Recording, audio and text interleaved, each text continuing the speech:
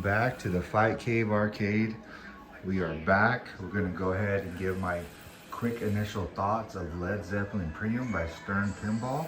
Initially, I was supposed to get a James Bond Premium, but I was a little scared to spend 10.5K on a game that I never played, wasn't quite sure that I was going to like, and thought it'd be better to play it safe, put my deposit towards a game that I did like to play, at least on location. I'm happy to say that I like it even more in the home environment.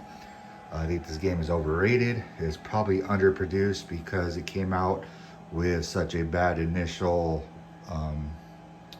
reception by fans, and also it came out during COVID, so I think a lot like Stranger Things, it's kind of going to have a similar fate where it's a little bit more collectible than people would assume it was going to be when it first came out.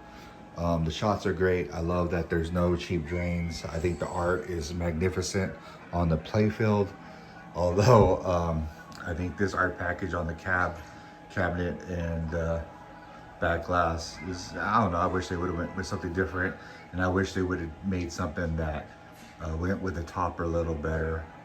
But even some of the things that most people don't talk about, I love the way when you hit this Icarus solid with your pinball, it makes a nice knocking sound, really satisfying. I think the sounds in this machine is excellent, besides the Led Zeppelin music, of course. When you hit that spinner, when you hit certain shots, it just makes a noise, and I think it was better than Mandalorian. I think Mandalorian won most of the awards for sound. I think Led Zeppelin has better sound and music than Mandalorian.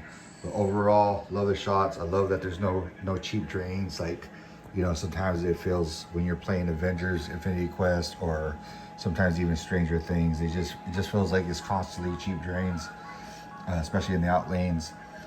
The only thing that I really don't like is this shot here off the upper flipper.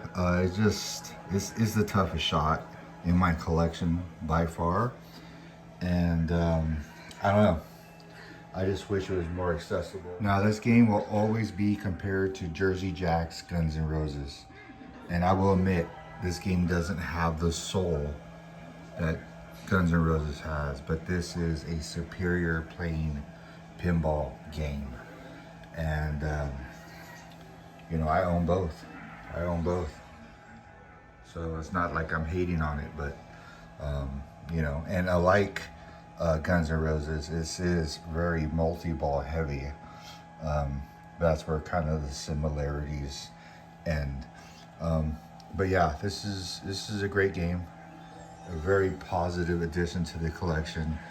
By far my favorite Steve Ritchie game, and it's not even close after this one. I really don't care for Black Knight, and I despise Star Wars, so this is by far my favorite Steve Ritchie game, and I'm glad to have a Steve Ritchie game finally in my collection, bring some diversity to the cave.